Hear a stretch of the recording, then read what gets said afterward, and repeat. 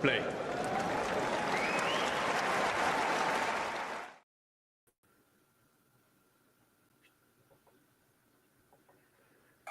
You are muted.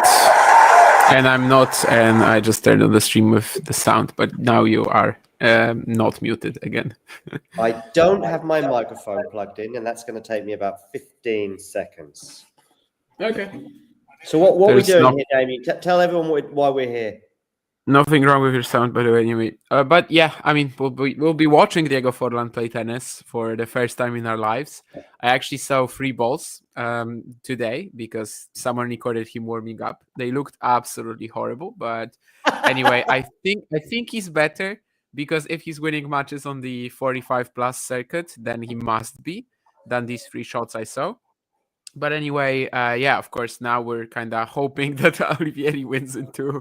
I think a friend of mine just tweeted to me that, DM'd me on Twitter that Olivieri is going to become Uruguay's most hated person or something like that if he wins this set.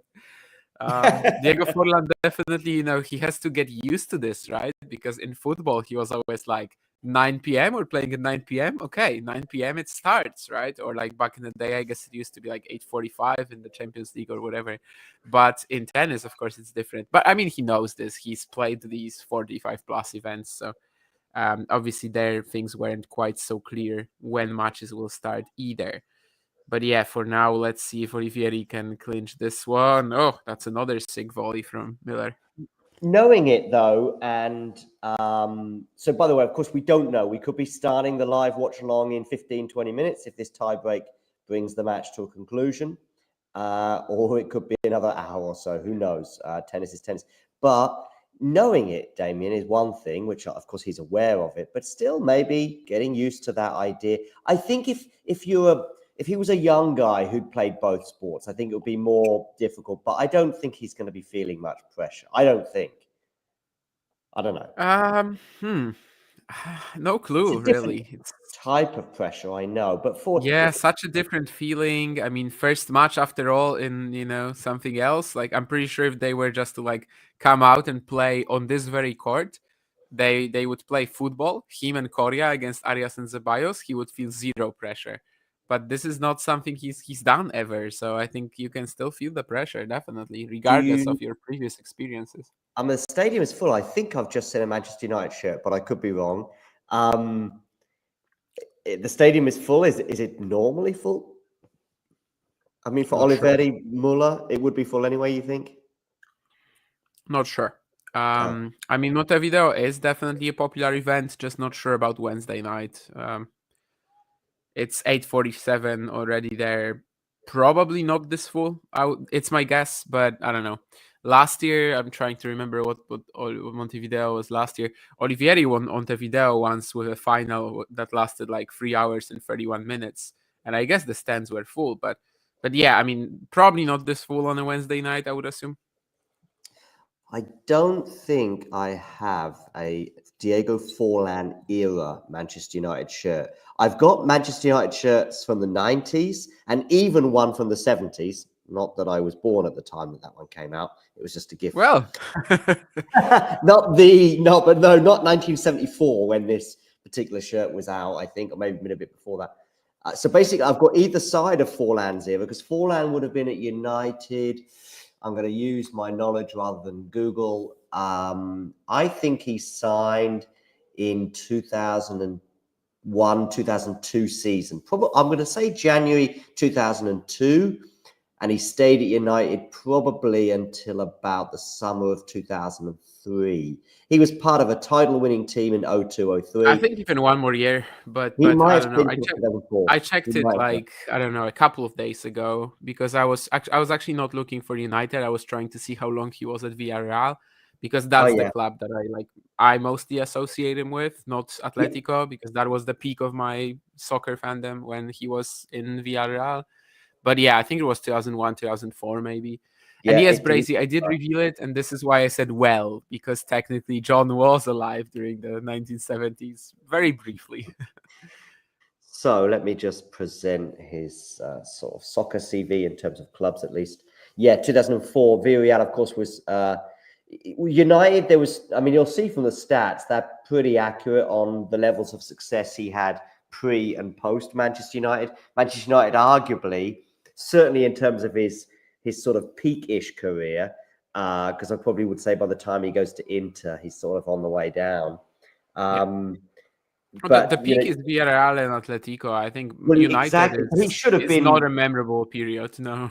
He should have been doing better at United as well. He wasn't like a boy, if you like. He was already a fully fledged player when he played This for is Europe. crazy. I think this is just Premier League, right? When they're showing us like this at Wikipedia, or is it not? I don't know. I would think both. He probably It's didn't all play that. competition. He probably didn't play that many Premier League matches because he was basically struggling to get in the team because Ruud van Nistelrooy was Could the be. main man. So he was a backup, occasionally alongside him. And of course, if he proves himself, especially as Van Nistelrooy left, I'm going to say about 2004 as well, funny enough. Maybe 2005, actually. But, there was a space going to come up open for him, if you like, if he proved himself. Basically, though, his United career there's sort of three parts to it in a way. One is that he struggled for a long time to get that first goal. And I think he scored it after about, I'm going to say 20 appearances, which is a long time for a striker. I hope he doesn't go, 20 matches before he hits a winner, put it that way. He won't play that many. Yeah. But anyway, he didn't score a goal in his first 20-odd games. Then he gets his first goal, takes his shirt off, goes crazy like this, and then the match restarts and he can't get the shirt back on. It's such a funny, euphoric, but also embarrassing moment. The match restarts and he's actually got no shirt on because he still, can't manage to get it out of his sleeves and all the rest of it. But despite those stats not looking great, he's a bit of a folklore, if you know that word, legend at United, because he scored against Liverpool at Anfield. I know one of these goals. Oh, of course you do, Damien. Tell us why. Yes, Dudek. It's a pretty big slip up. Yeah. This is like the only thing I know about Forlan and United, that he scored 2 goals there. Yeah. And one of them was, of course, I think it was maybe Carragher who was passing the ball to Dudek, and he makes a mess of it. Forlan is there to pick it up. Like, it just goes through his legs or whatever. But this is like the only memorable, I think, from your perspective. I mean, you mentioned some other things, but I think from like a general standpoint, this is kind of the most memorable Forlan moment at United, maybe the only one, really. Also, the United fans, so much so that I shared in the live chat earlier, there's still a song that will occasionally be sung. And if his tennis inspires this week, who knows, the next United match, there may be this song. Because every now and again, they'll start singing, "Oh, Diego, oh, he came from Uruguay. He made the Scousers cry." Scousers is somebody from Liverpool, by the way. But we have a match point here for Olivieri, so we may well be able to. Oh, he's got it. He's done it. Yeah, he landed that serve on the line, I think. Yeah, this was a long match. I mean, how long? 2 hours and 29 minutes for 2 sets. That's a long one, yeah. I will be a little unpleasant to Mr. Olivieri and say that if Miller didn't reach the final last week, then probably he still takes this one. But yeah, in the end, Olivieri had his good moment. battle. So just to bring that to a conclusion anyway, there was a funny moment about 5 years ago when Mourinho was still coach, and he asks Michael Carrick, he said, what are they singing? He can't quite hear it. And then Michael Carrick explains to Mourinho just starts laughing, even though it's 15 years on from that particular match at Anfield, which was definitely 2003 because it was the year we won the league. Okay, tennis. I said to you, Damien, that I would like to do a sort of a pre-match stuff on Turin and maybe a bit more, but I think we'll probably just limit it now to Turin. Because of course some things have been happening there in terms of tennis, at least. Let's start with Alcaraz. By the way, I'm feeling a little bit like Alcaraz right now, which is why I think this hot ginger and lemon drink may well help me, because he battled through the cold or the flu or whatever it is he has to beat Andre Rublev in straight sets. What did you think? Well, I mean, it's good for him to kind of just like get a few more days, right, Cold is generally not something that's gonna stick with you for like 2 weeks. So as long as he's getting better, as long as he's in that stage, that's good. Of course, the second set easily could have gone Rublev's way, and then we finally have a free setter at this ATP Finals. But he keeps himself in the game.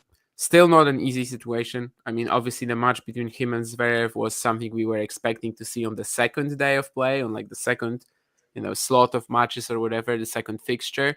So now he actually has to, well, in many scenarios, he has to win it in order to qualify. It's not going to be easy. But yeah, it's definitely gonna be something that I don't think he was expecting going into the event. But now he just has to make the most out of the situation. Obviously, as we saw today, he still can play pretty well, but Zverev is looking pretty immaculate himself. Yeah, my thoughts are I actually tuned in for the Alcaraz Rublev match at 30 all at 4-5. So I actually got the absolute, crescendo of that set because Alcaraz plays some excellent tennis to win those 2 points from memory. And I could see him at 30-40. And I think he sort of looked at, Juan Carlos Ferrero. And I guess a lot of players will do this anyway. But he did sort of have that glint in his eye at 30-40, like, this is my chance and I desperately want to take it. Take it, he did. If you didn't know about the illness, between points, you would have noticed it. But during the points, honestly, I thought he was phenomenal today. Yeah, I mean, sure. Easy on the eye, good shot Easy on the eye. making. Sure, definitely. I think it's all gonna just kind of come, to that Zverev match. And Rublev and Ruud. The path is still difficult. The path is still pretty difficult. Yeah, like Rublev and Ruud this year have not been players like you can actually say whether someone is doing particularly well or not by how he played them, I think. And like Rublev should be a player that Carlos is putting away most of the time. When the hell is the match starting? Don't worry. I thought it was 15, 20 minutes. Yeah, 15 minutes or so. Okay, what's going on here, Carlos? Here we go. The only questionable choice I'm watching right now is that Man United beanie, but oh well, it can't all be perfect. Carlos, let me know in the live chat. Do you have a Premier League team that you follow? Because if you do, and it's Liverpool, I feel like the relationship is a bit broken because I have Betis sympathies, let's say, which is obviously Carlos's Spanish team. If he tells me his Premier League team is Liverpool, that'd be very disappointing. But anyway, I've gone off at a tangent. Yeah, I thought he was sensational at times today, despite still being a bit ill. Rublev was Rublev, I guess. We didn't quite see the levels of tantrums from him that we sometimes see, but there was a few sort of moments that he had. The tiebreak, of course, was super tight. I think he had 2 set points. Don't remember. Carlos had an advantage in that tiebreak as well. Got to 5-3 or maybe even 5-2, but certainly had a mini break advantage that he let go. But yes, Carlos gets there. But I think in terms of the outcome of the group, a 3-set loss. Thanks, Carlos. Yeah, a couple of set points. A 3-set loss for Carlos might be enough if Rublev can beat Ruud. But I'm not sure how that... One thing I will say in terms for Carlos, obviously needing Rublev to perform perhaps, is that I often notice that when players are already through, they end up losing their last match. When players are already out, they're still pretty motivated to get that last match win, and they often do. I can remember Rafa doing it in 2022. We saw it last week, I think, at the WTA finals. And I still think Rublev will be pretty determined to not leave Turin with a 0-3 record. Well, he can still be into the semifinals. Yeah, so he'd need a pretty remarkable turn of events, though. First of all, he needs to win straights and Zverev winning straights. Well, of course, exactly. By the way, his fate might be time, sealed by the time he takes the court. Yeah, I mean, obviously, yes, because Alcaraz and Zverev are the first match.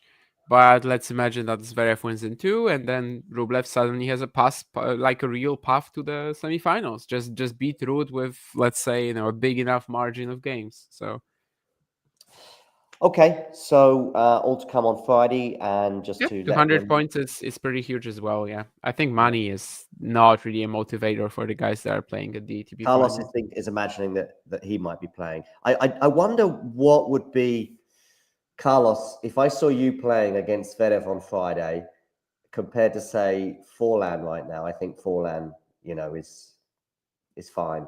Carlos, no weapons Navarro, we call him. That's what they call him in the south of Spain, anyway. And anyone who saw him in the journalist tournament a couple of months ago, they know what I mean. Anyway, Jake, I thought you were supposed to be going to bed, by the way. You told me you were going to have an early night, and you told me you're on a fitness regime, and now you're telling me you're going to have a doner kebab. Keen, by the way, saying no main tour chats here, please, because it's a challenger event. Well, don't worry. Once the challenger gets underway, we'll have plenty of chat. But by the way, there's going to be lots of tangents with Diego Forlan on a tennis court. Okay, second match today was Zverev against Casper Ruud. I joined this one at the beginning of the second set. Obviously, the first set was done on a tie break, no breaks. I think not even a break point. Even Casper didn't save a break point, I think, in the face of break point in the first set. But what I noticed at the beginning of the second set was Carlos was having to play some perfect points, almost perfect shots to sort of win on his serve, whereas Zverev was just racing through his service games. And as we spoke about after the match, Zverev has not only not been broken in this tournament, he's not faced a break point. And I think, was it you who said, Damien, that he's only been to deuce once across 4 sets and 2 matches? Yeah, one game today against Rublev. It never gone past That's nuts. past 30. Yeah, the courts definitely like kind of accentuate his serve, but at the same time, yeah, he's peaking here again. 2018 he won the ATP Finals. 2021 he did to 2024. It kind of the story writes itself. I don't know. So far he's been perfect. I mean, just like Sinner. I just wish they played in the finals, not in the semis. That's all I can say. And yeah, as Keen says, Brazy, it's just gonna be like this. Like if you turn on the stream right now, it's gonna be like seemingly loading, but it's not actually loading towards anything. It will be on, closer to the match. Yes, and that these are some ridiculous comparisons, Carlos. I'm sorry for you. I'm really sorry for you if your forehand is like Per and your backhand is like Steve Johnson. Could not be any worse, really. There's some funny moments of him at the net doing. I'm not even sure if it's. I mean, it was there to be smashed, but in the end, it was like a volley, really, just an overhead volley. But there we go. There we go. What did I want to say? Yep. So Zverev marches on. Casper Ruud, though, still very much in the hunt. And Zverev, I think, he's not yet qualified. I think, has he? Although, again, No one the is qualified because you always. permutation. I mean, we haven't had any free set match, so we always have these scenarios where it's 3 players with 2 wins or 3 players with 1 win, and the set percentages are the same, but the games, that they can decide it. And no one is winning their matches like very easily. So like you've got Zverev 6-4, 6-4, and you've got Zverev 7-6, 6-3 today. Let's assume he loses to Alcaraz 1-6, 1-6, and if then Ruud wins in 2, then he's out. Yeah, but I would be extremely surprised if that happens, to be honest with you. But there we go. But yeah, what do you make of some of the talk, Damien, about this being a rather lackluster event, either thus far, but even perhaps it's going to continue that way, with the exception of maybe 1 to 2 more matches? I mean, we knew it, right, ahead of the event, that there are like 3 We main feared favorites, it. and We feared it. even if we have some upsets, then they also are pretty horrible, like Ruud beating Alcaraz or Fritz beating Medvedev, like non-matches or that. The conditions as well, like sometimes it's pretty serve based too. So yeah, I think we haven't had a proper great match really so far, and that's really all I think I have to say. Let's just hope that at least we're gonna get that Sinner Zverev in at some stage of the event, and also I mean Alcaraz Zverev. That's definitely one that I'm excited Yeah, to tune into. I But yeah, mean, my touring viewing like has been very limited. I just don't care about the matches that we have in the group stage whatsoever. no. Yeah, it's a pity that we've obviously got 3-2, maybe even, especially if if Alcaraz is not on it, we've got 2 or 3 heavyweights, and then there's the rest. I know that people said that in the past sometimes it was like that with the big 3 there, but I don't know. Andy Murray, I think, would have something to say about that. Of course, Nadal wasn't always fit when it came to that tournament, but I don't know. I still think 2014 is the one edition that people kind of always give, because there were some very decent matches in the group stage, like not including Djokovic and Federer, but Djokovic and Federer were just like destroying the field. And then eventually we got that Wawrinka Federer semi, which was of course the crybaby one and 3 match points saved, and that like really gave us something in return. However, the final then didn't even happen. So that edition was a bit doomed, and I think this one was pretty similar. Like if Zverev beats Alcaraz somewhat handily, it will feel a bit similar in the sense that it simply 2 players will be like so much better than the rest in their groups. However, of course, also a different thing here, as these matches are still going like 6-4, 6-4 at least. Federer and Djokovic in 2014, they were barely losing games in the group stages. I enjoyed it a little bit, Carlos, but I think there was still a sense of inevitability about it. But I did enjoy some of the points, at least. I thought Ruud did really well. And Casper is overperforming by like 1,000% compared to what he was doing recently. So he did talk about that in terms of like his post-US Open form in particular, where he was just turning up at tournaments and not really expecting very much, but he was not particularly happy about some of the court speeds that he said were simply getting faster and faster. But he also said, I'm not here to complain because it's the same for everyone. Medvedev, I thought Medvedev and De Minaur, despite the scoreline being super, comfortable looking, I thought they played some exciting points, particularly in the first sort of 4 or 5 games when actually they were holding serve, but they kept going to deuce in an un-Zverev-like manner. All right, that's that, I think, unless you've got anything. What about tomorrow? What matches have we got? We've got Yannick Sinner's beating somebody. Who's he beating tomorrow? Daniel Medvedev is who he's beating tomorrow. Well, is he beating Daniel Medvedev for sure tomorrow? By the way, you guys can refresh your streams now as they are warming up. Okay, cool. Anyway, I think when it comes to tomorrow, I definitely give Daniel a better chance than he had kind of previously in, let's say, Shanghai or even the Riyadh exhibition, if you want to kind of treat it seriously for a moment. Just because even if the entire season, he's been spending a lot, he hasn't been able to practice his serve as well as before and everything. I think actually this aspect of his game has been looking really good in Turin, even in the match against De Minaur. So that's good. And this just makes matches closer. Maybe if he's going to play that like super aggressive version of his game against Yannick again, or at least try, because so far he's been mostly, trying to pull it off and unable to. Maybe this court will also help him out a little bit.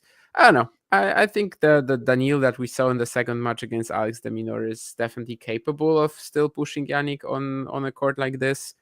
I don't know if it will actually happen. Obviously, still the more likely outcome is just Sinner dominating that. But I would be surprised if it's like Shanghai. If it's to that extent. It just doesn't really feel possible with the way that Dani was serving, even if in the loss to Fritz. I see Duncan and Rees. Scott Duncan and Hunter Rees are also in this draw in Uruguay. I mentioned those two. I met them in Bonn a few months ago, and Hunter, of course, ended up aiding them in a disqualification. As a result of, I think, some abuse for the umpire. A real pity, because I was looking forward to maybe even having a hit with him. Okay, I need to find the stream now. So yeah, just a second. Okay, Forlan live. Yeah, that helps. I put it on. I don't always put our streams or promote our streams on my personal account, but I thought you never know. There might be a Man United fan out there who's going to tune into us and follows my personal account. Is your stream working? Yeah. Hopefully mine will be working too as well shortly. Mine just keeps saying load more and it's just circling. My internet should be okay because we're working fine. Okay, so and the other match tomorrow would therefore be De Minaur, who is he out? No. I mean, no one is out in these scenarios because, as I said, like no one has dropped a set in their wins. So there's always the chance that someone is going to be, there's going to be 3 players with 1 win. Yeah.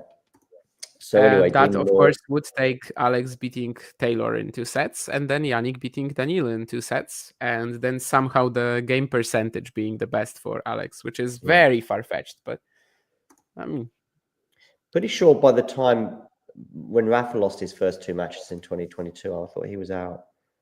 I mean that happens obviously, but not when you have no one winning sets. Like when you have everything in straights, then there's no space for that. Like everybody is still gonna be in. Yeah, this stream isn't working for me at the moment. They're still warming up. I'm actually trying to take a nice screenshot of Diego Forlan, but they should be starting like very, very soon actually. Maybe even already started, and now I got that, so now I will tell you. Stream is definitely already usually a bit slower than the scoreboards, so they are about to start probably. Yeah, I noticed that earlier. Yeah, it's like 2 points behind usually. Just something we have to deal with. I don't know why it's not working for me. It's just got the whirly blue circle. Oh, just start again, like go through Challenger TV again or whatever. I have tried that. I'm now on my sort of 3rd effort.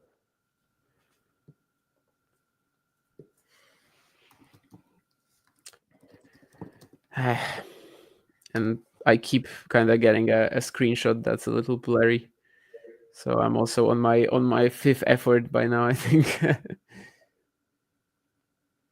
Because I keep getting like some movement basically from Mr. Forlan, but hopefully this time it will work fine for me.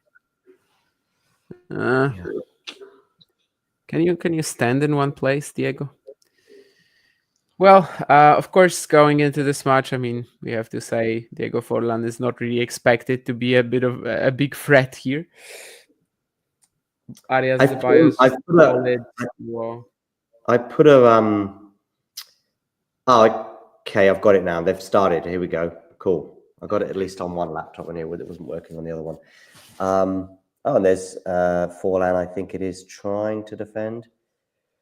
So the first point does not go the way of the Uruguayan Argentinian pair.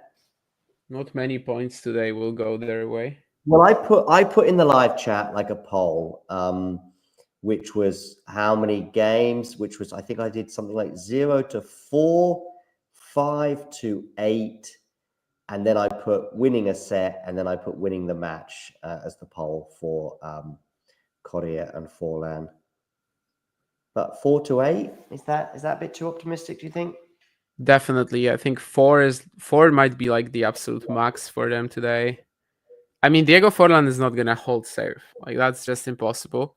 Yeah, Problem is Coria, despite having like a pretty decent, okay, maybe decent is a stretch, but okay, Coria has a relatively okay first serve. Like he's got some pace on it, sure, but the big problem there is that Forlan is gonna be at the net, so like he's gonna have to be cutting off these volleys. I just don't know if it's possible for them to win more than 4 games. I think that really might be the absolute max. Do you think that under normal circumstances there was titles and big things on the line, and I know there still is big things on the line, but do you think that to start the match they might sort of not give him as many, like if you really want to win this match, if for example, if you said there's $1 million on the line, and if you win this 6-love, you'll get $1 million, otherwise you're getting 0. Do you think that they would just hit every ball towards Diego that they possibly could? Depends how good he'll be. I read what Tomasz Bednarek had to say, because Tomasz Bednarek played Paolo Maldini in Maldini's only professional tennis appearance in 2017. And basically he said that they were not playing everything at Maldini at some point because they just thought, okay, we're winning anyway. Like there's no reason to make this more of a farce. Yeah. So yeah, they weren't. If Forlan is any competitive here, then they will probably target him. Like I think it really depends on like how confident they'll be feeling. And now we have Coria serving, and this is kind of the game that will already tell us a lot. Yeah, No surprise that, of course, Coria is serving first. He's actually getting most of the Yeah, balls yeah, right. yeah. I mean, it had to be Coria. Yeah. But But so this far, is also everything is played at this is Coria. also So the game that they might be. Oh, he's shanked that Coria. This is also the game that they, if they want to be getting some games on the board, this is a game that they probably need to be targeting, right? The Coria serve game. we'll see how Forlan is serving. I mean, neither of us, I think, has seen him, but as I said, like it's not necessarily even that much easier because Coria will be serving, and then a return can go at Forlan, and we'll see what he can do. I mean, I know that Diego has played some, has gotten some decent results on the 45 plus circuit in singles, but no idea how he is at the net. Here he cut something off. It wasn't great, but it gave them a point eventually. Oh, they got a point. I've just had to leave to get myself another hot drink, ginger and lemon. So they got a point. Great. Yeah, and Maldini in 2017 he got two games against Bednarek Pel, but the thing is that Maldini was playing with his coach, who was not really like a great professional player or anything like that. So at least Forlan has a real partner. Okay, a partner who cannot play doubles, but still a partner with a normal game. So that should be a Nice one, boost. Diego. There you go. Yeah. Reaction volley, 30-15. They play at him, and he's actually reaching it. He's reacted well there. It was an unusual volley, but he reacted well. Yeah, I mean, just threw his hand into the air. Worked fine. If he can do this, I think they can win a few games on the Coria serve for sure. Yeah. Let's see if I can share the scoreboard, but it will be ahead of us. But fortunately, I'm pretty much not looking at them.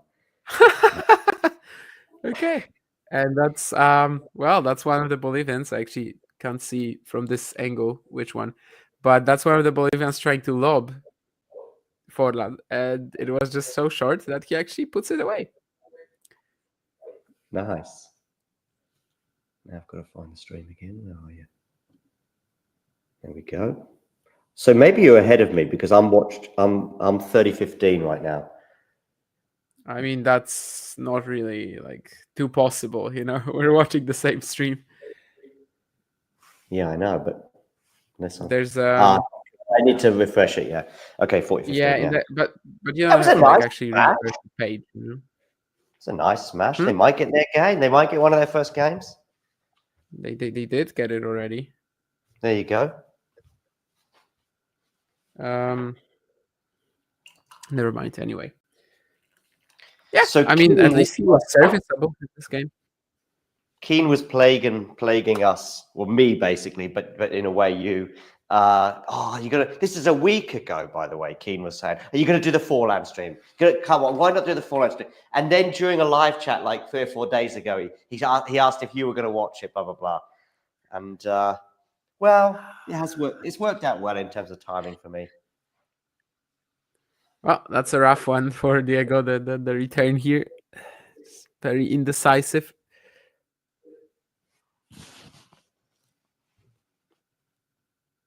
Oh, I got a point there, though. Again, it's Diego's probably won, if you like. If you're going to attribute winning points to someone, I think he's won more points than Coria so far.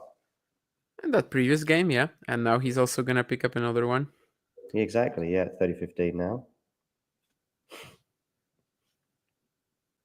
Yeah, he's doing okay enough with all these reactionary stuff. Of course, there's not much technique in it, but I mean, in this position, if you just put your racket against the ball, most of the time it's going to go in. Yeah, he's getting the reactions. Reactions for a 45-year-old, pretty good. The returning is rough, for sure. Again. Yeah. I don't remember. I don't remember how the returns were in the first game. I don't think he was struggling this much. Maybe Arias just gets a bit more side spin on this one, and it's just making it a bit tougher. It was the right choice, that attempted winner there. Down the line, but he just went a bit too long on it. That was good, though. He's a lefty. Fine shot, well executed. Good stuff. I don't think he was a left-footed football player. I'm just trying to remember. No. I mean, he was pretty much ambidextrous. Can you call it like this? But I think he's actually he was actually a right dominant player or whatever. Okay. Yeah, so although right-footed on the pitch, at least this is what the Guardian is saying, the 45-year-old is a left-hander on the tennis court. Decent kicker, Coria. I mean, for singles maybe, but I think Arias Zeballos should really be killing it. Then again, they're not in the best of form. My favorite cheese, to be honest, I don't know if I have one. Son of Frankenstein isn't great. Bride of Frankenstein, though, Ghosty, yeah, it's a fantastic sequel. But I don't really like cheese too much, so I don't know if I have a favorite genre of cheese. Anyway, this is the moment, right? Diego Forlan serving. This is the Yeah, stuff. this is what we're here for. Diego Forlan, what is your lefty serve gonna do here? Like if they win this game, that 4-game plan is becoming so real. But yeah. Okay, in the Oh rally, shoot. that left that forehand into the net. No, I was thinking Yeah. about the serve. Okay, I actually missed the serve. I joined the point midway through or after it. Let me see it here as he goes into the ad court. Probably going to go out wide to the backhand, I reckon, on this first serve. Oh, he's dropped the ball a little bit nervy. I mean, I guess I couldn't expect anything else, right? But Oh, that was a decent serve. Got a bit lucky maybe with the way it skidded off the court, but it's a good spot. no, you're like much faster. Okay, yeah. I mean, he was better on that outside for sure than He did than go the for the deuce side attempts, which were back. just a little bit rolling it in. Maybe he's just gonna keep going for that same spin all the time. So deuce side to the backhand and outside to the backhand. I don't know. Maybe that's That was his an plan. okay serve. That was an okay serve, but it was punished, let's say. Yeah, I mean it's okay, for us. Yeah, Like if but I you still think it was okay. But I do think that perhaps he was a bit slow to get across the court No, there. I mean at the pro level it's just gonna look like this, right? I mean it's okay if we have serves like this. Obviously he serves much better than me or you, but yeah. I, Yeah, I but just don't know again, if I trust the Zeballos and Arias, I guess, to be punishing this him. point is similar for me. This point is similar for me. That is a sort of double lack of nous from Oh probably yeah, both yeah, yeah, yeah. sides. Yeah, this one for sure. Yeah, Coria goes over, but Yeah. Forlan doesn't. I wonder because we're getting these multi cameras here, right? And we actually don't often see them before the point. But I wonder how much they're actually communicating. Like how much. Oh yeah, I mean, right now, And for they are example, right like now, yeah, Coria. but probably in response to Yeah, Coria some. is telling him a lot, and I guess probably it's like some advice based on this point. Yeah. Wonder how much they've practiced together as well. Maybe not enough. Oh, I mean, definitely just a couple of times probably. Coria, of course, not friend of the show, but perhaps friend of Carlos's. Carlos was all over him in Seville. Fede, let's have a little chat. Let's talk about your YouTube channel. Come over here, arm around each other and stuff. They were all very Mhm. lucky in Seville. Yeah. Well, of course, they're both YouTubers, aren't they? I mean, we're YouTubers too, but We're YouTubers as well. yeah. Coria follows me on Twitter, so I guess I'm a Exactly. friend of his as well.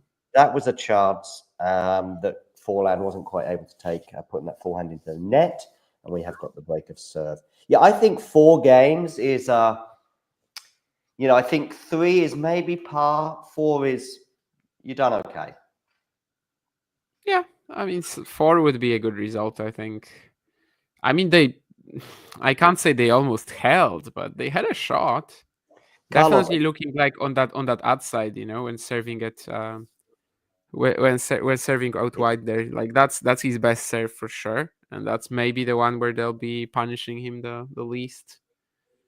I don't know if Carlos is still here, but if he is, Carlos, I'd like to know how many games you reckon you'd take against me. Cost 2 sets. Right, I'm going to go back to the match.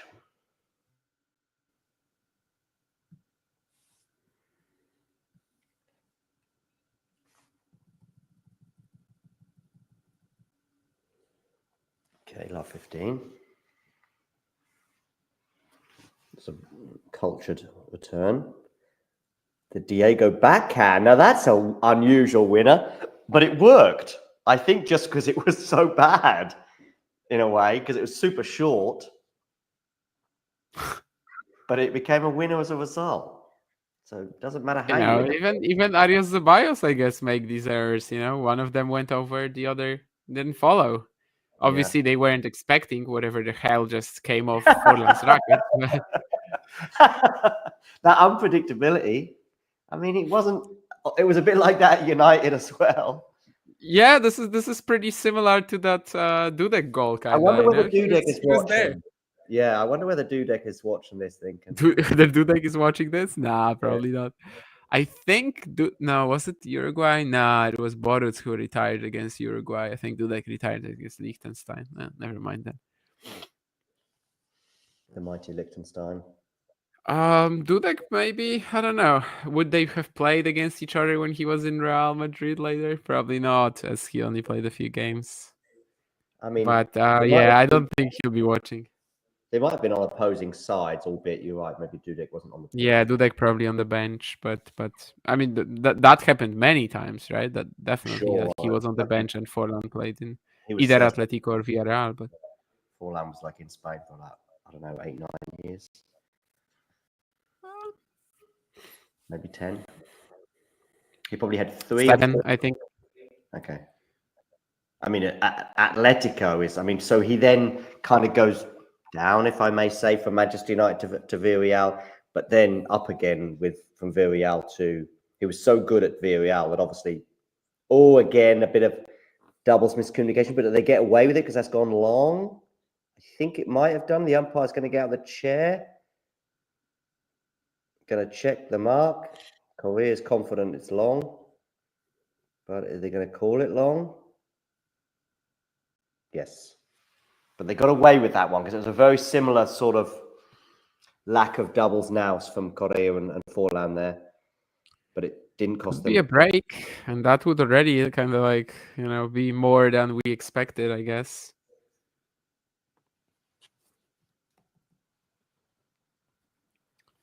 I'm assuming that Federico Coria will be returning at deciding point, right? Well, there you go. 4-1. They hold. Okay. Yeah, I mean, of course, this time I don't think Arias Zeballos even looked at them in order to see who was gonna be returning on deciding point. Like you just know in this matchup. If it's but anyway, 6-1, 5-1. If it's 6-1, 5-1, deciding point or even sort of match point, do you think that that's serving to Coria? They might do, but they might not. They might not though, because you still want to win the match, right? And you could lose a couple of games, and then it gets nervy. Brazy, what was the extent of my post-match convo for the Coria in Szczecin? I mean, the most you can redo with Coria. So he was, he was talking, he was trying. I was smiling. There was another person with me as well, and well, we talked a bit about the match and his YouTube channel. He asked me if I was watching his YouTube channel, to which I replied, obviously. And even though I've seen half an episode, but it is what it is. On the players' foreheads, yeah, I think Forlan's forehead is beautiful. Carlos not responding to the comment I make, because he is here still in the chat, not responding to my comments about him and Coria and their brotherhood or bromance. Getting picked off a bit now. Forlan, the last few points. But yeah, I mean, I think, for now, I think we can definitely be satisfied with his performance, right? I mean, he's serviceable. He's okay. Yeah. He's not making a fool of himself there. I don't think he is. So.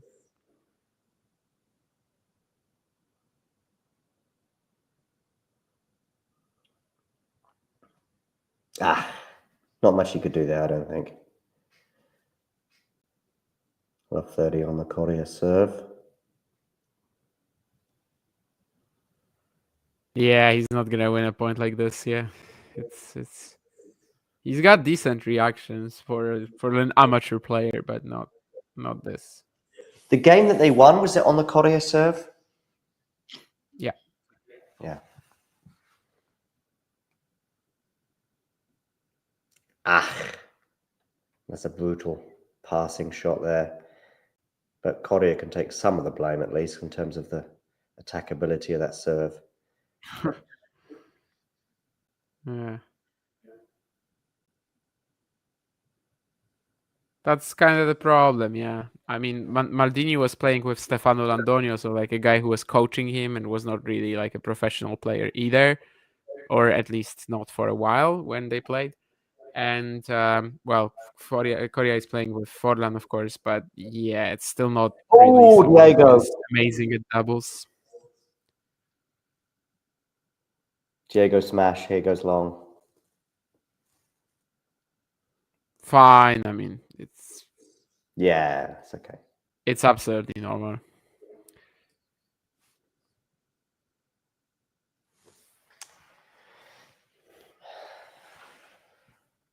Ooh. Hello. They're still in the rally, are they? Yeah. This is an interesting one. Diego needs as many forehands as possible, although not a forehand like that.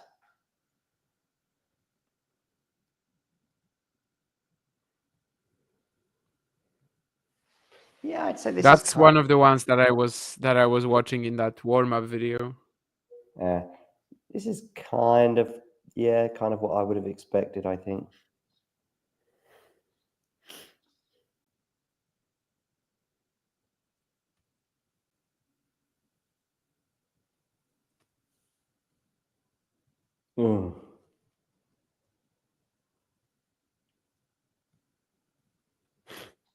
Friend of mine says he needs to play with Raonic. I guess that's a reaction to Fede's serve getting killed in the previous. Exactly. And I understand that in a way. You know, just a massive server, and then you'll get some points and some games. And Yeah, with a serve bot, I mean, I think even someone worse than Forlan, me or you, like if you took Giovanni Pecci Pericard on this very court and one of us was playing, I think we could easily win 2 games. maybe more. Most of them just without even us touching the ball. Exactly. I mean, honestly, if he serves like he can, we could maybe even get a tie break. If he serves out of his mind. Tie break, not really, yeah, because you have to serve 3 times. Yeah. And that's a quick 6-1. I mean, we weren't expecting much more, but again, I will have to say that Forlan is not making a fool of himself. Like, he is an amateur player. He's obviously, nowhere near close these guys, but yeah. They had a break point at least. There were a few highlights. Yeah, the break point as well. Yeah, that was a good chance. I think when it got to 2-1, I thought that we might end up seeing that 4 reached. But yeah, Brazy there mentioning Pecci Pedicard. John, start playing Paddy. You'll love it. Keen. Oh yeah, on that Pecci Pericard thing. I was playing doubles once with a partner who was like, he had his had a shoulder injury or something like that, and he was playing left-handed instead, but he could only serve underarm, and we didn't win the match because we never held his serve. Like, we lost like 3-6 or 3-6, 6-7 or something like that, but literally we would never hold serve because of the underarm. So basically, I think that's how a match with like an amateur player plus some Pecci Pericard would look.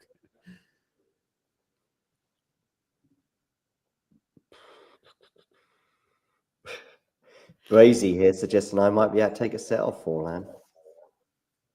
No. I'm pretty sure Diego Forlan would destroy both me and John. Do you think you could get a game or 2?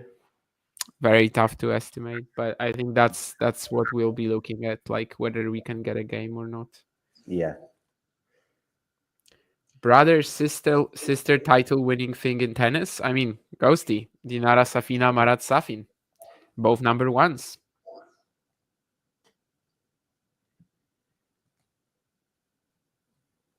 I see Rocha is in Montevideo. That probably means that Jaime Faria is also there.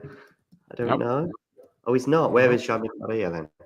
He is in Portugal. He came back over a week ago because he's playing the Portuguese national championship, and Enrique is not. Oh, Stupid, if you ask me. I think it's idiotic. What, that Jaime Faria is playing it, or that Enrique's not? Enrique won it last year, and apparently that changes something. I don't know, but he should not be doing this. He should be in South America getting points. Well, especially is it out of this world to suggest that he might get in for automatic space spot in? I mean, not now because he can't. Not now, but if he won one more event plus had like a semi-final somewhere, he could. It's unrealistic, but technically possible. But yeah, of course not now because he's not playing until he's gonna play Maya, I assume. But even with the Maya title, maybe with the Maya title, he would be on the verge. But yeah, I mean it's unrealistic basically. Well, that's a cannon forehand from Coria now, just like the one that one of the Bolivians hit on return earlier. They have identical kits, and sometimes it takes me a while to register which one is Arias and which one is Zeballos. I think that was on the side of the net where Zeballos is, right? Yeah, that was Zeballos in the first set with that huge return.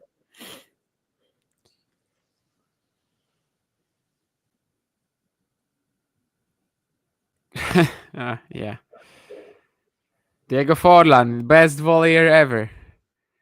That was not, that was struck so clean.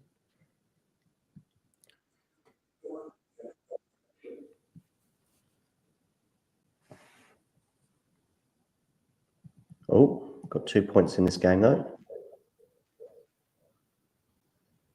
I mean, did you see the volley that I didn't know. I then, when you mentioned it, I went to the stream, but whenever I go away, my stream freezes. So then when I come back, I then immediately catch up. But no, I could go back there and have a quick look at it. Yeah, basically, like the wooden part of the racket. But they got a game. Yeah.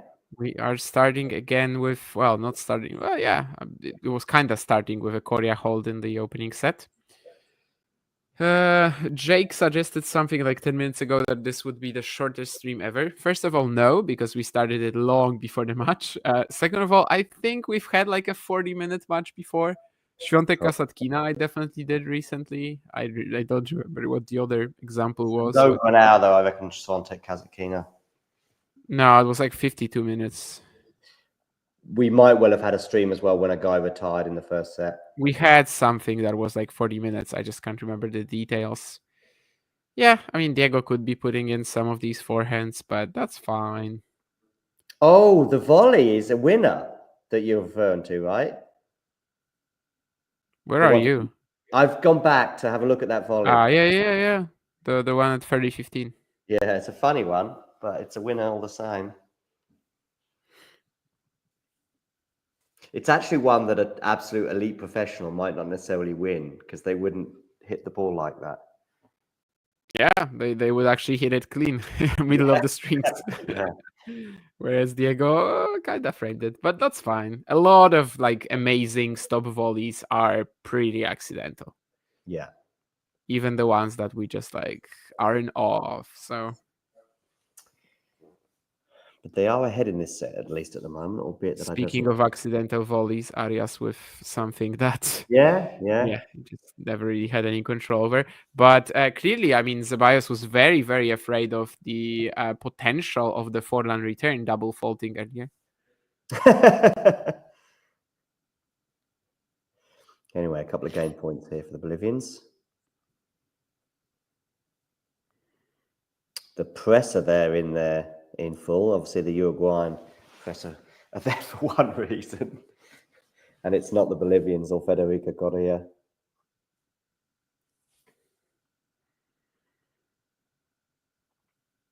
And they do hold with an unreturnable serve. So we're now at 1-1.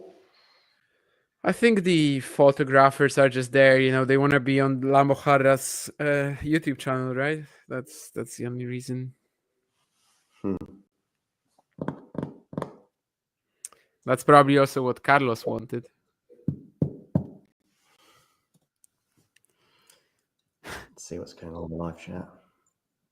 Pablo Cuevas should have played with Diego. I like that idea, Keen. I am very disappointed that we actually don't have that last appearance from Pablo in Montevideo. This would have Right. been such a good moment for him to retire, but Yeah, that would have been nice. for some reason he only played Australia and the US Open. I wonder if there was like maybe some sort of a ceremony for him at this event, but I have no idea. I didn't see it on stream at least. But it would be, of course, a very natural event for him to retire at. Instead, the US Open is just kind of no fanfares and everything. So, oh wow, it's actually Federico Coria who might be the weaker volleyer on top of the net. I mean, we see two very poor examples here. First one, he like whiffed completely, and now whatever the hell this was. But yeah, I mean, yeah, I also can't really criticize him, right? I mean, he's not playing doubles generally, so.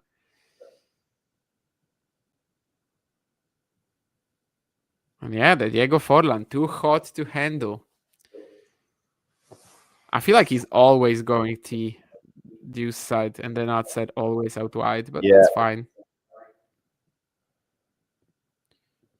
Clearly, they still haven't started crushing it or anything. So 30 all. Coria putting away the smash. After again he goes outside. It goes out wide on the outside.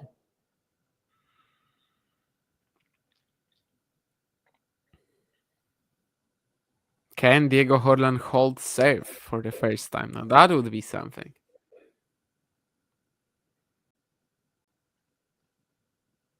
Forlan racket smash. Now that would be. There's no way he cares this much, but that would be hilarious. Yeah. No, I know. That would be hilarious. It's gone long on the first serve, which was going to the backhand, of course. At least this is a match. I mean, that Maldini one was much worse, I think. I mean, it's not a match technically in terms of competitiveness, but you know, it's watchable. It's okay. He actually ran up to it pretty well as well. Ran up to it, right? Like while speeding up to the ball, he was still able to produce a relatively tough ball for who was that? I think they were actually swapped, so I think it was Arias. Never mind. It would help if they wore t-shirts.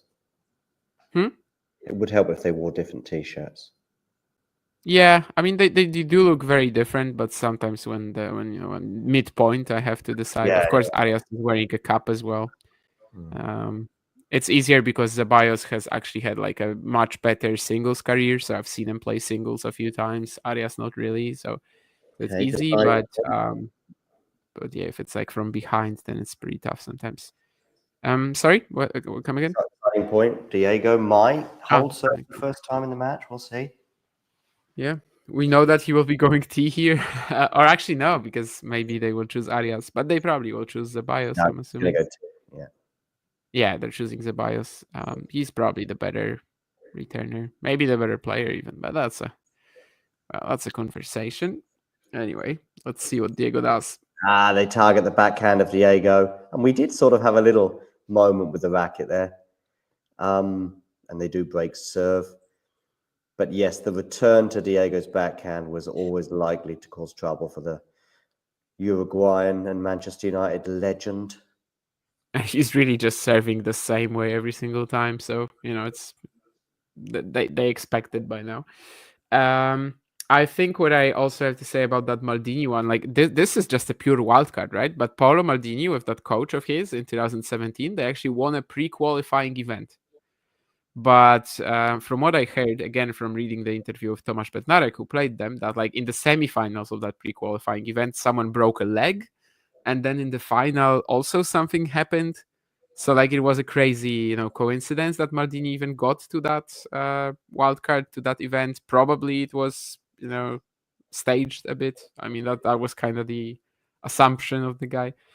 Here, of course, it's just like a straight up wild card. They didn't have to play any pre-qualifying competition to get in. Just originated as a joke that Forlan might play with someone here, and Coria apparently, I don't know, had a chance to practice with him or something like that, like some time ago, and yeah. I'm going And to here we are. pin the link for this match in the live chat so you can all watch along in case you've yet to find it or wondered where you can find it. I will pin that link right now in the live chat. So you'll see How would it just Robert below the poll. Lewandowski do with Kacper Żuk? I don't know if Robert plays tennis, to be honest. I would imagine Kacper, he's picked up a racket. yeah, probably Just at 'cause some so point, many- like most rich people. Kacper right now Yeah, isn't exactly, even training, but I don't know. I would look for someone like who definitely plays. Zbigniew Boniek plays tennis, or like paddle even more, but he is like ancient by now, so I don't know. I think if me and John played doubles, Brazy, we would not be playing any formations. We would just be, go for it. We'd You be don't one think of we'd these take teams who don't that? really Yeah. strategize, probably. I was thinking just now, actually, that maybe other than try anything clever, which I think Coria tried to do a couple of times in the first set, maybe just keep it simple. Here's the poll, by the way. Yeah, 0-4, very much the favorite. Although I do like the 20% of 31 votes, or 30 votes as it was. So that would be a healthy, what's 20% of 36? 6. No. Yeah, 6. Anyway, whatever. 6 people that have been, let's say they've been enjoying their evening wherever they are. And below it, you can see the link that I just told you about where you can watch this match. Get a nice return from Coria. Yeah, I think people who were expecting them to get like 6 games or something like that were just probably, well, first of all, I mean, no one, or like at least almost nobody, has ever seen Diego Forlan play. So probably they were kind of underestimating the difference between just amateur and pros, really. But also probably they were overestimating Coria in doubles because, yeah, I mean, the fact that he's a top 100 Right. singles player or almost top 100 singles player at the moment, it just doesn't really have a reflection here at all, as we see. No. I mean, sometimes it's even Forlan Yeah. who looked better on top of the net. So. Yeah, I mean, this There was that as one well. game where Coria had a couple of stinkers, and like I really think that Diego could have put that away, for example. So it is what it is. And then yeah, just not a strong server either. Some nice reactions from Diego at the net. Sometimes looking a bit weird, a bit cultured, let's say, but it's getting the job done on some points. That's kind of what happens, right, in doubles. Like even if some absolute ogres play doubles like me or you, like we just stand there on top of the net, and sometimes the ball is gonna fly at you and you just touch it, and magic happens. Yeah. But here, yes, the kicker that Jake was mentioning earlier, from Coria on the second serve, it just gets crashed. It's pretty sad, but that's why Fede doesn't really play doubles. And Diego Forlan again with the reaction, it's just standing on top of the net. If you put your racket against the ball, of course you have to actually like get to it, so your hand-eye coordination has to be at least half decent. But if you just put it against the ball, a lot of the times it's just gonna fall in.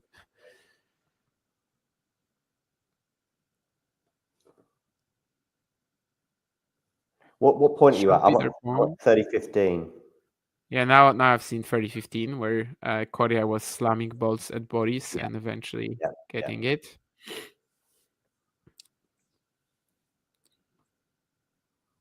Now Coria, if he holds, it's gonna be 2-3. Feder. This isn't bad, but it just turned out to be the totally wrong decision. 30-all. Yeah, I'm like pretty far behind, but whatever. Surprising that it happens. Maybe the stream is like, lagging at some point. And then it was like kind of minuscule and you don't notice it. Maybe from time to time you just have to refresh it. I don't know. Yeah. Of course, usually when I watch these streams, I'm doing it by myself, so I don't really notice it. But Oh, I think they got away with one there because I think he's gone long on that return. So they've got a game point to Yeah, I get was trying very to go for that again. he was to get very close to that sort of 4 mark that I suggested. Yes, there is a Man United shirt, albeit if not from this season, the last couple of years. So a long time since. I guess the problem is that if they only win the Coria games, this set, it's still gonna be 2, right, rather than 3. So They do win the Coria game though with an unreturnable serve. And so now the Federer big question is really whether they can win one of the next 3, one on Forlan's serve and 2 on return. on return, yeah. But Federer's really, you'll see his celebration there. He really, I think, you want to help your teammate as well. You know what I mean? Yeah, he's into it, definitely. I mean, it's super fun for him, I'm sure. I don't know how much, how much he's into soccer or football, but I mean, I would love to play doubles with Diego Forlan. Why Yes, not? so would I. I'd love to It's play just a doubles really with like Diego Maradona. I mean, obviously not. Yeah. well, it's tougher to pull off Let me right now. see. Yeah, for sure. Let's see, Federico. I bet you know what? I bet Federico Coria is a River Plate fan. That's my guess. Just because of knowing the Is he from let's say Buenos the Aires? affluence. Well, even if he's not, there's still a chance, right? It's like Barcelona and Madrid in There is a chance, yeah. in Spain. I was just wondering with which But footballer I would like to play doubles with, but I don't know. My favorite as a kid definitely was Juninho Pernambucano, but like, would I actually want to play doubles with him in tennis? I would rather shoot free kicks with him.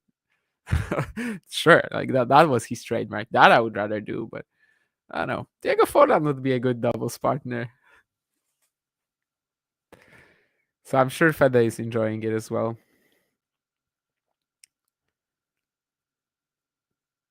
The Argentinian Fede, not the Bolivian one. Well, again, serving at the Forlan backhand. oh, who was your favorite? Juninho, Yeah. the little one from Brazil who played for Middlesbrough. No, the one from Lyon. Oh, that Juninho, yeah, with the sort of Yeah, there were ginger 2 of them. Pernambucano, the free kick free master. kicks merchant. Yeah. When I've got lots of windows open, sometimes StreamYard fails me. That's what happened there. So Federico Coria was born in Rosario, of course, famous for the wine. Ooh. The Newell's Old Boys, right? Oh yeah, could well be. Could well be. I think it's the Messi birthplace as well. Mm-hmm.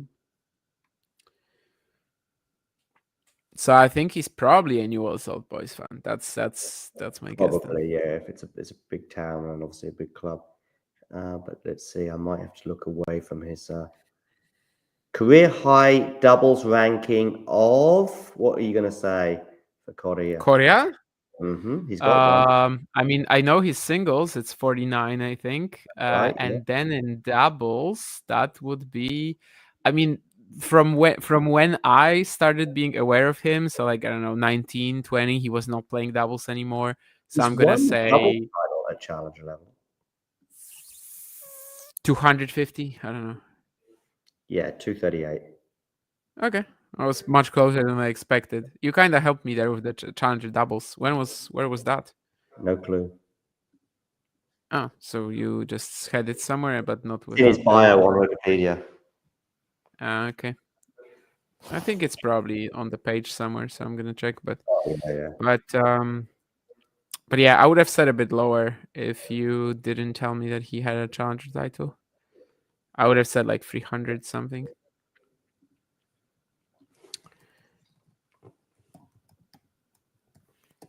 He was a pretty, he was a late bloomer, so like I wasn't sure if maybe at the beginning of his career when he was still struggling in singles, maybe he was playing a bit better in doubles, but apparently not. And that doubles, I mean, sort of, because that doubles title is 2016 in Campinas, so maybe that's actually true that like when his singles career was still a mess, he was actually then still playing doubles relatively consistently.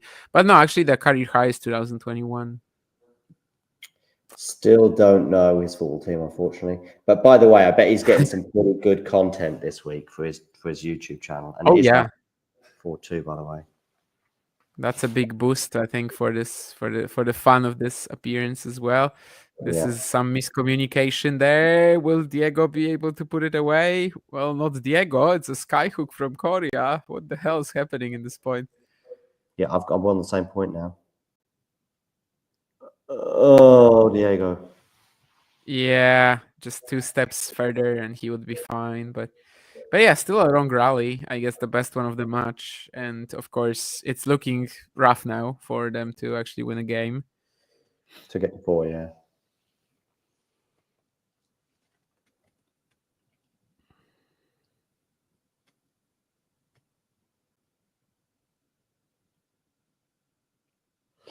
Mind you, if they had, say, a couple of months together on tour and this is Diego's first ever match.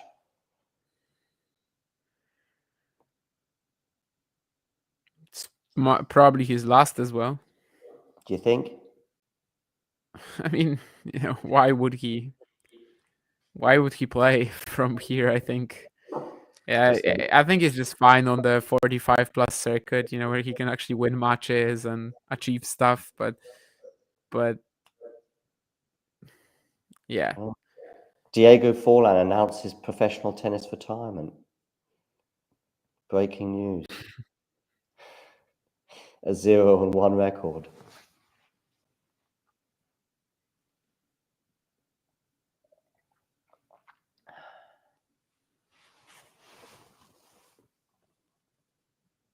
The Bolivians look all right. They don't mind being part of this, and even Diego's smiling right now. Diego speaks pretty good English, by the way. With how much he's played all over the world, I would expect that. Where else has he played apart from England then? I didn't know he'd. Inter, India at the end of his career for sure. Probably there was something as well between Inter and India.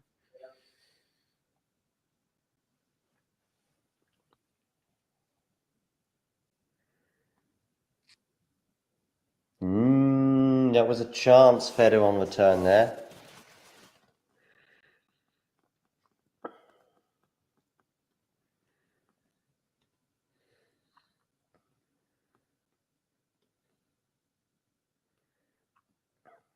Oh, Diego misinterpreted that one, I think.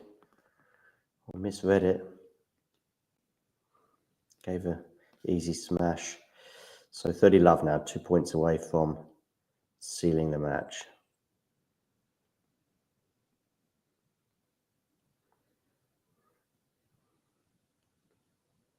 Diego wearing a light blue shirt, of course, sort of almost like the same colours that he would have worn when he played for Uruguay. Oh, Diego, that backhand return. 3 match points.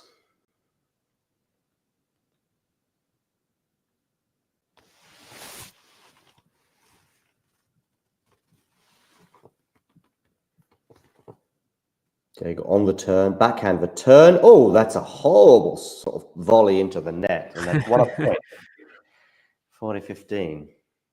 Yeah, a little bit of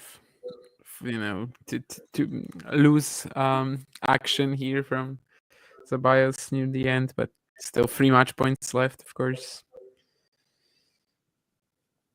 Oh, nice. Go Forlan. Nearly Yeah. stumbled.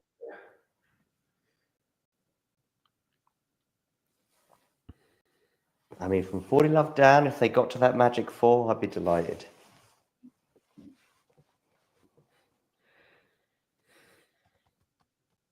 Oh, I think that's just gone long. It has. That's unlucky. That's unlucky. 6-1, 6-2 it is. Is that the end of Diego Forlan's professional career as a tennis player then? I'd assume so. I mean, there's probably no reason for him to try like singles qualifying somewhere unless he wants to, because he could. Like in the same way, like me or you could make a professional tennis debut next year, but that doesn't make sense. Probably not. But definitely a fun experience for him. I think he should keep playing, the seniors events. Clearly, he has been getting some okay results there. But still, like, I don't think he embarrassed himself for this sort of like weird amateur pro scenario. Like, you never really get this on tour, right? You never see matches where three players are like actual tennis pros. Coria top 15 singles not so long ago, and Zeballos and Arias, of course, just a very strong pairing. I think over 10 challenger doubles titles together. So you never really get this scenario as where one player is like outmatched I mean, to this extent. as Zhao says that, I mean, if he wants to play Montevideo again in another year, the problem is I don't know about many other challengers in Uruguay over the next 12 months. There's no other challengers in Uruguay. I mean, he could play Montevideo, but like with every single year, he's gonna get older as well, and it's gonna be a bit more farcical with every year, probably, unless he makes like a massive progress. He makes like massive progress tennis wise. Yeah, I don't think he will play more than this, probably, unless he like really wants to. Again, it's probably not to like, well, whatever he wants really. But But maybe he isn't a pro. a main tour is not going to give him a qualifying doubles wild card. I don't think so. Qualifying on the main tour is only in ATP 500 events, so that's never really gonna happen. Yeah, and even then, I think I'm just thinking Madrid really, just as a ticket sales, but also no way. This was actually Niels Kapski, by the way. what's this? Something about Niels. Niels Skupski is probably used to it. Well, I didn't get that one, sorry. Niels Kapski showed up in the chat, yeah. Oh, okay. Oh, I see. There was someone called Niels Skupski in the chat, was there? On these Polish streams I sometimes do, Zizhen Zhang would show up from time to time. I don't think it was actual Triple Z. But well, yeah, I think what Jake is saying, Keen, Fonseca Landalusa is an obvious one. I think tomorrow there's nothing like crazy in Champagne. Maybe the other peak would be maybe from Kobe. Maybe like, yeah, actually, there's a lot of good matches in Kobe. Blocks, Lestien, Atman, Vatanuki, Barucci, Bolt. Like one of these really. Plus, of course, Landalusa, Fonseca. And actually, you could also go for another Lyon one, right? Chorich, Corignon is, I think, almost just as good. So that's in singles, and in doubles. Listen, it probably wasn't Neil Skupski, but if it was, then they've done, or if it wasn't, sorry, they've done their homework because he is a Liverpool fan. Because his comment is good. That was just like this elaborate, right? I like that. Yeah, so they've done their homework, which is good because he's a Liverpool fan and therefore he wouldn't like my hat. But I'm suggesting that it wasn't him. And if it was, I did Vivek. Oh my God. Let me tell you this, Vanch. If that guy played tennis, I'll tell you, he should play doubles with Elon Musk. He didn't play. Yeah, he didn't play. He had that tweet, right, that he was gonna show up in qualifying, but he didn't actually play. Not sure what the reason was, but he basically just straight up either lied or just changed his mind last minute. So for doubles, Keen, my answer would be also for Lyon. I think either Bortolotti, Niklas Salminen against Barnard Vossel, or maybe Johnson Midler, Karol Sachko. Maybe the second one actually, Johnson Midler, Karol Sachko. Yes, Dave. Diego Forlan apparently played tennis when he was like up until he was 16, and then he gave up because he was just too good at football. But we don't know to which like extent he was playing tennis. Whether he was actually a decent junior career or something. And yeah, Niels Kapski would also be suggesting Luke Johnson, of course, for a fellow Brit.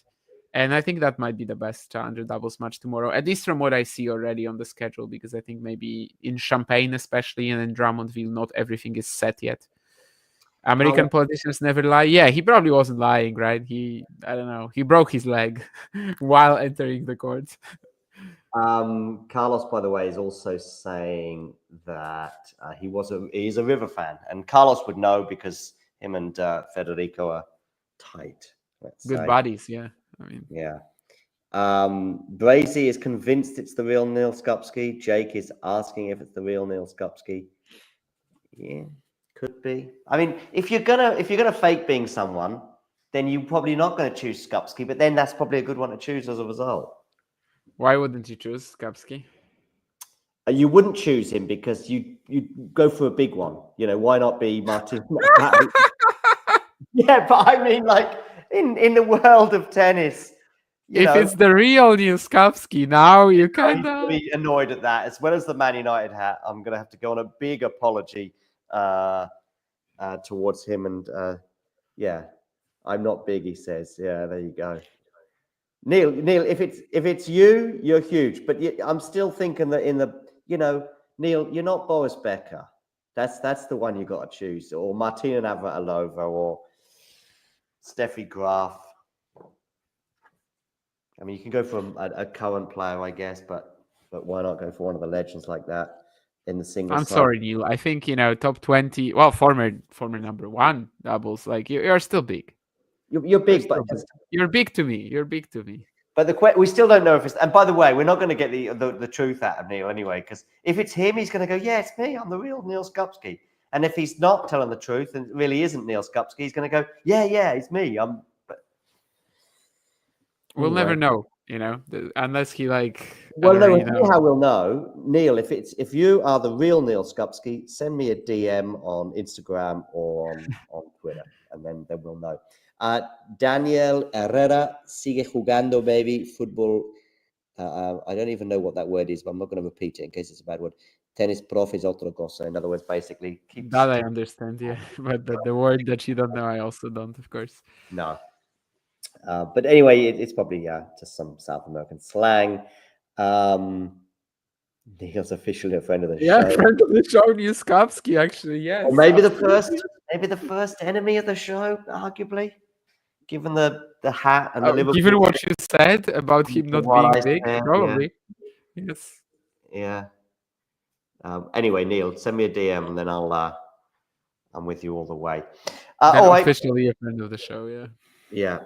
All right. What else is there? Anything to talk about, or should we just call it a day? I mean, Mr. Diego Forlan, it was fun. Definitely something that we'll remember for years. Paolo Maldini is something that I come back to sometimes, because apparently not everybody remembers every match that happened in 2017. And I was so shocked when I realized that actually there are a lot of people who don't remember that. So I think Diego Forlan will also serve as a fun fact in a couple of years. Just something to tell people like, oh, Diego Forlan actually played a professional tennis match. What? And then just say, yeah, he was okay. It was a fun match to watch. That was fine. Keen, that's a very tough question, because there's like 20 events, right? Something that I obviously already have in mind is actually starting pretty soon. So Kubler playing Sinclair, but that's just because it's Kubler, right? I don't know if it's actually a fun match. But yeah, I mean, with so many events around, I don't really know. Sverchina, I know, was struggling today, so maybe his match against Zhukov can be fun tomorrow. But there's probably you can probably find better ones. I'm just speaking off the top of my head, because you have 20 something events. I've got a development. I've got a development in the Neil Skupski story. So the real Neil Skupski has definitely joined us on Instagram. So wow. Yeah, there you go. Oh wow. Yeah. So he joined, because on Instagram you can sort of see obviously who they are, and he's got the blue tick and everything. So and what is that interesting thing? I'm guessing it's in response maybe to something I said, like about, I think I'd go for a Becker or a Graf if I'm going to fake it. Anyway. Wow. Okay, I'm actually kind of shocked. Yeah, and I think, Dave, we already kind of said that if he wants to, he could play professional tennis again, but it's also likely to be just a one-off. Of course, there's still the seniors tour, and that's where he's going to be doing it. Yeah, Valle de Lobo has a good lineup, Joao. I absolutely agree. I think what is there, like Nav Krutik, right, or something like that? Is that Valle de Lobo? Let's have a no, that's not Nav Krutik. That's there you have Durasovic against Marrero Curbelo, for example, or like Mari against Rocha, right? So there are a few good matches there as well. I'm surprised that's not the real Joao Lucas Reis da Silva, as far as I know. So I'm just making another hot drink. I'm surprised that Neil, being a Liverpool fan, has tuned in to to Diego Forlan, given what obviously happened between Liverpool and Manchester United in 2003. Oh, Anfield. Do you know, Neil? Just remember that match, 2-0. And Neil would Anyway, actually be old enough to remember this already, right? When he was in 2003. don't So let's not talk about Neil's age. I mean, we don't want to. I was saying old enough in 2003. Just Okay. that. Yeah, ask Neil a question if you like in the live chat. Do that, and we'll share it if it's not too rude. Is that the last time United beat us, Neil? Yeah, very funny, Neil. Very funny. Yeah, you having a nice little moment, obviously with Arne Slot, but yeah, we'll see how this season pans out. We'll see how this season pans out. Yeah, so feel free to ask Neil a question. Neil, where in the world are you right now? If you're in mainland Europe, it's 2:10 in the morning, or if you're in the UK, 1:10, but maybe he's stateside. Yeah, Jerzy Dudek, I mean, forever a legend for Liverpool, but not for that much at United. Well, he's a legend I for mean, Liverpool. actually. Yeah, of course, for the Champions League final. Yeah. Yeah, for Istanbul, but not for this one horrible blooper. What about any double stuff from ATP Finals today? Anything I've missed of absolute note there? Ooh. Yeah, I kind of forgot that Arias was a college player. But anyway, yeah, I think that in doubles today we still had Kravitz Puts suddenly peaking. Like they weren't even playing that much before the finals. Apparently, Puts had some ankle or calf injury, and he was on crutches for a few days. Like a month ago, Kravitz also had a shoulder issue, and then they show up at the ATP Finals and they beat pretty much the best two pairs in the group. So Arevalo Pavic and Borelli Vavasori. So Bopanna and Ebden are out.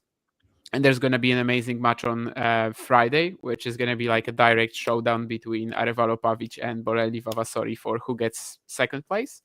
So Kravitz was definitely like the surprise of the event so far. And yeah, I mean, the other match was just Borelli Arevalo Pavic beating Bopana Ebden. So that was, well, let's say routine, but they were in trouble early. Eventually they recovered. But yeah, I think definitely the fact that Kravitz Puts are already qualified first from the group, that's a surprise. Yeah, indeed. And it also is going to be interesting for the number one race because Arevalo Pavic might already exit in groups and they are currently top. Grano and Zeballos also have like a very tough scenario in terms of getting out tomorrow. Purcell Thompson aren't guaranteed either. Arevalo Pavic, Borelli, Vavasori, that already eliminates another contender as well because Vavasori can still be number one if they keep winning until the end. So like it's going to be hopefully until the final or until the semis at least. We just aren't going to have a clear situation there. But yeah, I mean, if Arevalo Pavic want to be number one and kind of be safe there, then they definitely need to win on Friday. And I think that's going to be the best doubles match of the event so far, just given the stakes. Yeah, Neil here. Look, normally we have a section, Neil, which is basically ask Damien or ask John or ask anyone who's on the show. But I do think that maybe you're going to get one or two more questions from the live chat than we might. But yeah, feel free, of course, to ask Damien or myself anything if you want for the next. We'll stay live for another 5 or 10 minutes as we've got tennis royalty here in the chat. Do you see how I've switched very quickly to tennis royalty now as I try and claw back some points? I'm kind of I'm 6 love 5 love down, and I'm about to face tennis humiliation, and I'm trying to charm my way back into Neil's good books. Yeah, what else is there to talk about? There was what about we could have a quick chat about matches of the year, but I know matches of the year is going to be a 2-hour conversation and not 5 or 10 minutes. Yeah, probably have to wait with that, but I think we haven't really added anything sensational at the WTA finals, so that fifth spot is gonna be at the WTA at least looking a bit like we're gonna have a lot of options and we're just not gonna be sure. Don't tell me. Okay, so I'm gonna try and guess your obvious 4. Osaka against Iga in French Open. Sabalenka, Iga, Madrid. Yeah. They're just the 2 easy ones.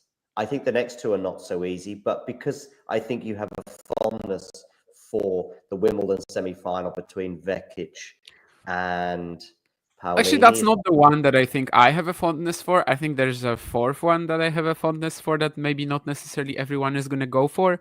But I think the Wimbledon semi has to be there, yeah. So that's Paolini, one of your four, right? That's one of your Oh, four, yeah. yeah? Yeah. I thought you did have it. I was surprised by your fondness for it because it doesn't fall into the typical Damien, this is a must. Yeah, I just think it needs to be there. I know it's not like a typically me match. I agree, but I just think it needs to be there. So the fourth one, you're even telling me is a tricky one, right? Not really. I think it's definitely memorable. It's a huge upset at a It's not your slam. back in a Blinkerville, is it, from Australia? Yeah, exactly. Okay. So I Yeah. think these four are just locks, and then for the fifth I'm not one, sure you they're can have. locks. I'm not sure they're locks. I think the first two are locks. No, because you're not gonna find anything better. I think on Twitter someone suggesting the final of the WTA finals. Sick. I hate saying that, as you know, but the final of the last match of the year in championship. I'm not sold. I think it was fine, but just I don't know. That didn't scream out match of the year for me. The level was really up and down. But I guess I won't be like necessarily disagreeing with someone who's gonna suggest it, right? As I said, that fifth spot to me is very, very open. So I've just got to share this comment again on the screen.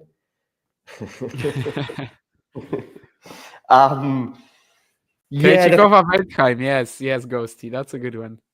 very good. Yeah, the final, yeah, that was good, entertaining. Yes, has some ticks some boxes, but is missing quite a few others. I think in terms of probably making it. It might end up being very much in the conversation if we're all struggling to be clear cut on the fifth one.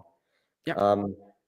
On the men's, so are there any other contenders that are running through your mind for the women Wimbledon No, final? I mean, I would have to look at it, right? Like I would have to go through results. Like these Yeah, four, I exactly. think will definitely be in our top five. I don't think we'll find anything else. And then for the fifth one, I think we're just gonna be like checking through records and Wimbledon trying to come up final with something. I'm just trying to think of the four Slam finals this year. French Open, definitely not. Australia, definitely not. No, there's no US slam Open, final to no. speak of, really. And even US Open in terms of the whole draw. I mean, Iga's I mean, lost. US Open was probably the best one. I think I remember making that case that it was better than the Wimbledon And Wimbledon, final. maybe in Yeah, pure but quality, yeah. but But neither gets into the top five now. I just remember Boris struggling to serve it out a bit, and that made it a little bit interesting. Wimbledon. I can't. Oh, I tell you, well, there's been a Raback and a Sabalenka match in Madrid that was pretty good. Third set tiebreak, I think. Neil's asking us questions, by the way, which is very flattering. Poland's going to win the Billie Jean King Cup. We might. I think that the draw is tough in We, that we, Czechia is. Damien, Yeah, I very mean, we might. Yeah. yeah. I feel part of the team, obviously.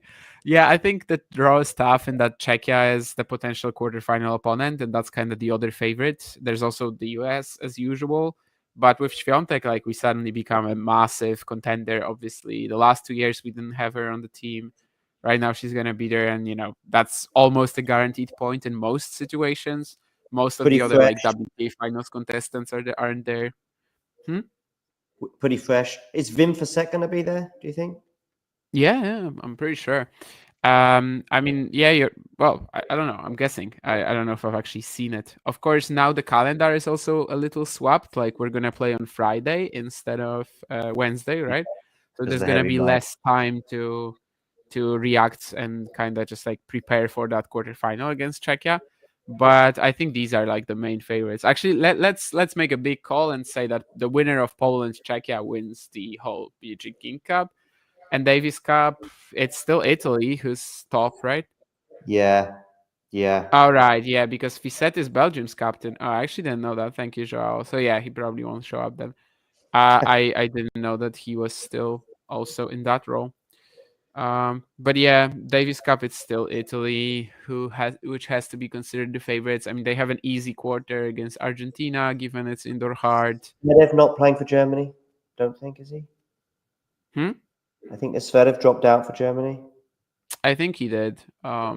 Spain is like a very Alcaraz reliant team, although maybe less so since like Bautista Agut is now firing, but we don't know if they will put Nadal maybe, right? That's And 50. Italy is just so strong.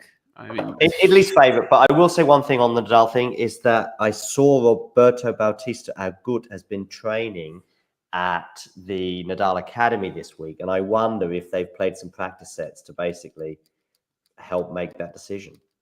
you don't think Argentina is easy indoors? I mean, I know they qualified and they did okay, but I just think in the conditions, when you have players like Cerundolo Baez, you can't really expect to beat Italy. Like Italy has Sinner, and then for number 2, I don't remember who they brought, but you've got probably Berrettini, or if not Berrettini, you can go Cobolli or Arnaldi. It's very tough for Argentina to beat Italy, I think. Yeah, they beat GB. Yes, that's true. Team Great Britain had their issues though. Dan obviously not in the best of forms. Jack also coming from the US Open, right, was not ready yet. So I would have met, not that Neil will remember because it's not exactly probably the most memorable moment of his tennis career, but I would have met Neil last year at the Davis Cup. I might even have put a question to him. I don't know, at one of the press conferences for the British team, probably the pre-tournament press conference. He would have been there in Malaga. Anyway, what was I going to say? Yeah, so yeah, just I wonder if Bautista Agut and Nadal have had a shootout to the side. Maybe Nadal felt that his practices were going quite well, and I mean, they have to give Rafa a match at some point. oh, well, they'll give him the doubles in the first. But the doubles, I don't think the doubles is played if the match is 2-0. So yeah, there you go. That's yeah. I mean, maybe there's a Ribeiro Reis da Silva on the ITF Tour tomorrow. Oh wow, Keen, that's the best match then. I mean, I think there's a lot of similarities between them in like how they have amazing peak games, amazing shot making, but they don't really, they can't think that much on the court yet. Let's say. Can Spain make a decision for the first match, or do they have to declare their 2 singles players first, or can they? So let's say they lose their first one, and now they're fearful that they're not going to get a Nadal match at all. Then put Nadal in for the second singles match, or do they have to stick? Yeah. No, So I mean in the best of 5 format, you could make nomination changes, of course, after the first 2 matches. But no, here you put in the 2 players, and then for doubles you can obviously switch, but we don't know if the doubles will be needed. No, right. But I mean, if they lose 2-0 and Nadal doesn't get to play a match, that's. I think if they lose 2-0 and Nadal doesn't get to play a match, they will like facilitate an exhibition for him. It has to be done, right? But it would still be a pretty sad way of like they would just out things. Yeah, I think therefore they might be tempted. It would be against Botic, right? Yeah, I mean Talon is the number 1, Botic is the number 2. Yeah, so they might just take that risk, and then, I mean, by the way, also if he's competitive against, let's say, winning sets against Bautista Agut this week, and I know that RBA had some good wins during the indoor season at the beginning, but I don't know if that's enough. If Nadal is way off it, then that's different. But if he's somewhere where he was at in July, albeit I know that was obviously on the European clay courts, then I don't know. I think it's going to be Nadal. It's going to be Nadal's decision, as much as David Ferrer might say other things, and maybe even Nadal himself. Okay, well, I think that's Davis Cup, Billie Jean King Cup sort of previews done as well. That's all, of course, to look forward to. No Billie Jean King Cup action today because of the torrential rains in Malaga, which I'm sure many of you will have seen across social media. But it does seem to be subsiding a little bit, and fingers crossed. I think by Friday in particular, the weather should be back to normal. But fingers crossed it's going to be okay for tomorrow so that fans can get to and from the venue in Malaga. But yeah, I think that's So it, right? apparently I can represent Ireland at Davis Cup. I don't think I can. Well, I mean, back in the 80s or 90s, you just needed to have a pint of Guinness with Jack Charlton, the Ireland soccer coach, and then you could represent Ireland. I mean, it was just a piece of cake. But I'm not sure if tennis is quite so easy, even if Ireland's team is not the strongest. I'm very keen. Damien Kuss full name, yeah. But I'm very keen he's to. referring to the ethnic Mongolian, Buyun Chokete. I don't think I'm eligible for Mongolia. Someone actually asked this question like 2 days ago, and I don't think I have any other nationality that I could like represent. I don't think I have any other ties. I'm laughing as well at Ghosty bringing Neil into this lore on Greater and Lesser Serundolo. I've actually never heard anyone refer to a Greater Skapski and Lesser Skapski. So yeah, I guess Neil becomes Greater Skapski by default here. Unless Ken shows up on stream next. Say GB press conference. I'm sure we would have met. Anyway, all right. Well, have we had a more famous person in our live chat than Neil Skupski? I think we haven't. Nick Carter. Yeah, Nurlan. Nurlan probably. Yeah, GB press conference, Malaga.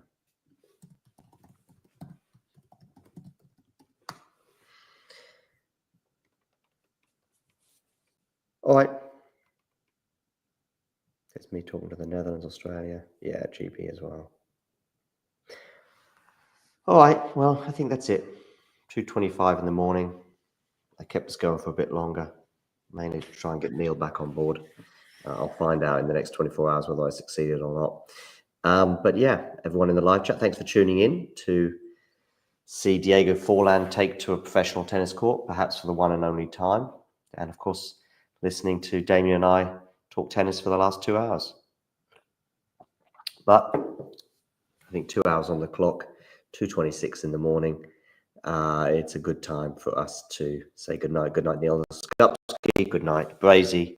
Good night, Ghosty. See you, Neil. Thanks very much. Yeah, take care. Neil, yeah. See you, Ghosty. See you, everyone else. And everyone else, including Neil, of course, you know the drill. If you enjoyed this video, make sure you hit that like button. Don't forget to subscribe and click that notification bell so you don't miss out on all things tennis.